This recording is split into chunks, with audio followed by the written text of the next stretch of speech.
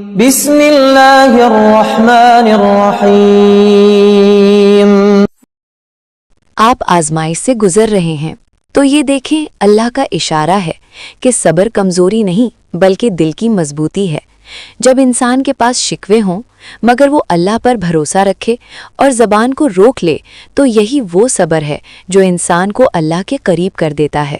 یہ وہ کیفیت ہے جس میں انسان اپنی تکلیف اللہ کے سپرد کر دیتا ہے اور اسی پر راضی رہتا ہے۔ صبر انسان کو ٹوٹنے نہیں دیتا بلکہ آہستہ آہستہ مضبوط بناتا ہے۔ یہ دل کو یہ یقین سکھاتا ہے کہ ہر مشکل کا ایک وقت مقرر ہے اور وہ وقت اللہ ہی بہتر جانتا ہے۔ اسی یقین سے دل دوبارہ جینے کی ہمت پکڑ لیتا ہے۔ بعض اوقات صبر کا اجر فوراً نہیں ملتا مگر اللہ جب دیتا ہے تو ایسا سکون دیتا ہے جو انسان کے زخموں کو بھر دیتا ہے۔ وہ آزمائش کو نعمت میں بدل دیتا ہے اور انسان کو پہلے سے زیادہ مضبوط بنا دیتا ہے۔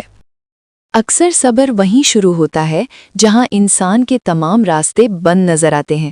نہ کوئی سہارا دکھائی دیتا ہے، نہ کوئی سمجھنے والا ہوتا ہے۔